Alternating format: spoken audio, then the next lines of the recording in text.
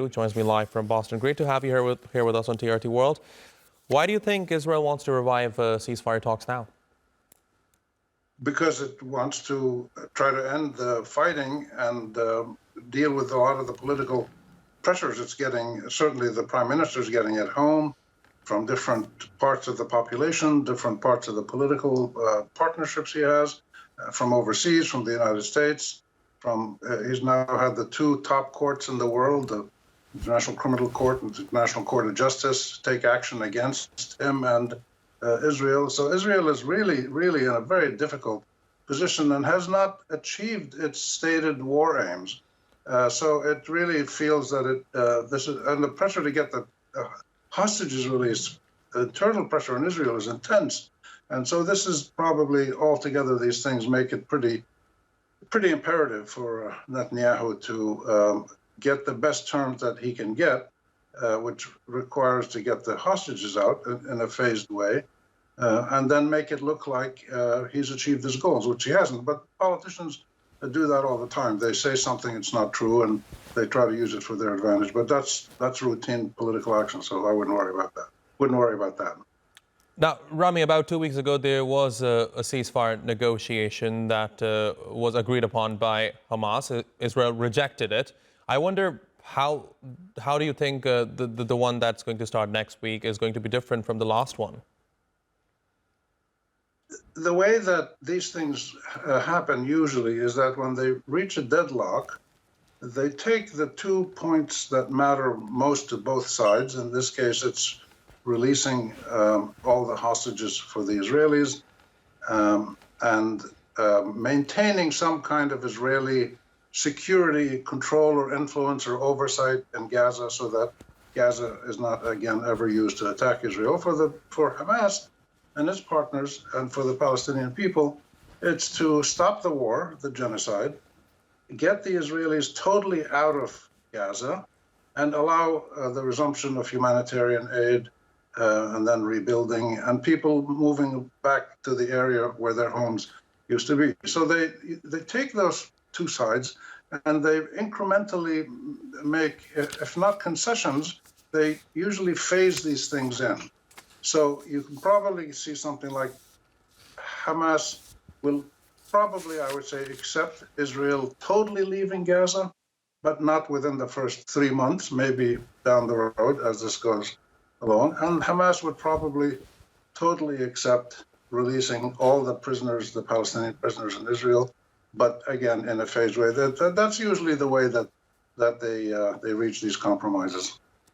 Right. Now, Rami, looking at Israel's ongoing military assault in Gaza, about a few days ago, the ICJ issued emergency orders asking Israel to halt its offensive in Rafah. But just today, at least 40 Palestinians were killed, including children in the Gaza Strip, and Israeli attacks continue in Rafah as well.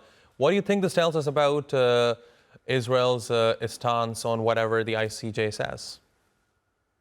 You know, ever since its creation, even before the formal creation in 1947-48, ever since the beginning of the Zionist process of creating a Jewish state started in, say, in the 19-teens, and 1917, Israel has always held the position that it has priority rights over everybody else in the world. This is an arrogant position. It's probably one of the reasons people keep, criticizing Jews and Israelis and Zionists. It keeps saying that there's an anti-Semitism in the world that is aimed at the Jews and that Palestinians are trying to destroy the Israeli state. And I think none of this is true, but it's a perception that the Israelis have, and it applies to the compliance with international law. Israel has ignored, trampled upon virtually every basic element in international humanitarian law, the rules of war, UN resolutions, conventions, treaties, anything you can find that regulates the conduct of nations. The Israelis will ignore it because they will keep saying that they are a distinct and special nation. And they have to be able to use any means they want to protect themselves. Of course, the world is offering them protection and security and recognition, but this is their attitude, and it creates great anti-Israeli sentiments and actions now with boycotts and legal cases and things like that. Rami, but looking at the bigger picture, the orders from the ICJ were clear: halt your operation in Rafah. But clearly, Israel has not done that. Like I said, at least 40 Palestinians were killed today, including children, across the Gaza Strip, and Israeli attacks continue in Rafah as well. Why is it so convenient for Israel to sideline whatever the United Nations top court says? And do you think it's about time the international community should change its approach so that Israel follows the orders of the ICJ and the United Nations Security Council and also the UNGA? Yeah. The reason Israel does this, I believe, is that it feels that it will never lose the total support of major powers around the world, especially in Europe and North America. And more importantly, it has been able to successfully count on the U.S. always stepping in to support its position. So if a case is brought up against Israel at the Security Council, they know the U.S. is going to veto it and work against it. So those are the two main reasons. But this is changing. This is the fascinating thing about this moment that we're in. A lot of the tenets and principles of the last 100 years of the Palestine Zionism and the Arab-Israeli conflict, over the last 100 years, a lot of things have been pretty predictable, which is the West is always going to support Israel. Now that's not the case. You're getting a lot of criticisms in the West, even in the United States, even in the U.S. Congress. You're getting a lot of action, court actions, boycotts, sanctions, demonstrations.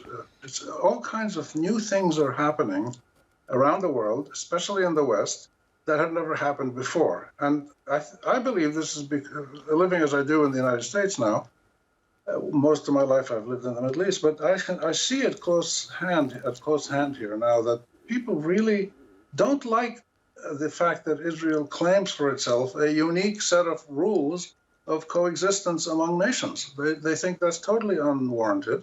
And if Israel says it needs security, well, the world and the Arabs are offering it security, but it doesn't want to play that game of being equal to other countries. It wants to be a priority country that gets special treatment, and therefore it keeps ignoring all these laws, and every time a court decision is taken against it, it doubles down and kills another 50 or 100 Palestinians or closes the humanitarian food delivery systems or whatever. And this is the dilemma. This is the dilemma that we've faced in the last 100 years fighting the Israelis.